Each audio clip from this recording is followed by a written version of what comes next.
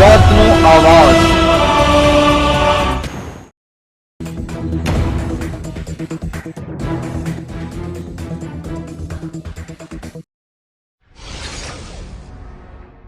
ધોળકા ખાતે સિરાજુદ્દીન બચુ બાવાનો 34મો સંદલ અને ઉર્સ શરીફની શાનદાર ઉજવણી કરવામાં આવી। ધોળકા ખાતે આવેલ દરગાહ સિરાજુદ્દીન બચુ બાવાનો 34મો સંદલ ઉર્સ શરીફની શાનદાર ઉજવણી કરવામાં આવી।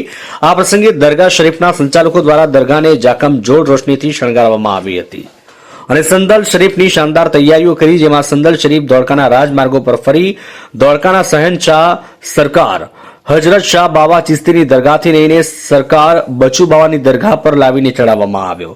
આ સાથે ફાતેહા ખ્વાની અને સલાતો સલામ પેશ કરવામાં આવી। દેશ દુનિયામાં અમન શાંતિ રહે એ માટે વિશેષ દુઆ ગુજારવામાં આવી। जी, मेरा नाम है सैयद मुहिउद्दीन सिराजुद्दीन। मैं बचुबाव सरकार का बड़े साहबजादा हूँ और खानदान कागज तजुर्बा शरीफ का बचुबाव का संदल शरीफ है। ये 34वां संदल शरीफ मनाया जा रहा है बड़ी शान शौकत से। और इस संदल शरीफ में चारों तरफ काठियावाड़ जैसे कि मेमदावाद, कपड़वान, कटलाल, केसरा, इस हर तरफ से तकरीबन आते हैं, नजरों नियाज कराई जाती है। और कल कौन सा प्रोग्राम होगा? हाँ, कल सुबह में जिक्र शरीफ का 10 बजे प्रोग्राम होगा और शाम को भी खत्म शरीफ होते हैं यहाँ पे और नियाज का प्रोग्राम होता है। સંદલ શરીફ તેમજ ઉર્સ પ્રસંગે મોટી સંખ્યામાં શ્રદ્ધાળુ ઉમટી પડ્યા।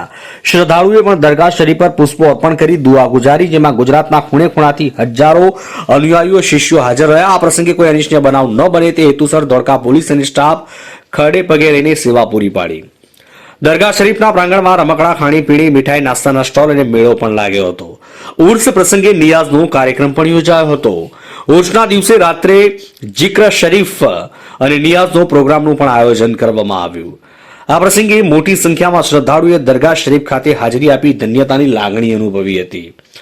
અંતે સરકાર બચુ બાવાના વંશજ મોઇનુદ્દીન બાવા અને તેમના કુટુંબજનો દ્વારા આવેલ મહેમાનો અને ખિદમત ગુજાર મેનેજમેન્ટ ટીમ, પોલીસ સ્ટાફ અને આલિમોનો આભાર વ્યક્ત કર્યો હતો।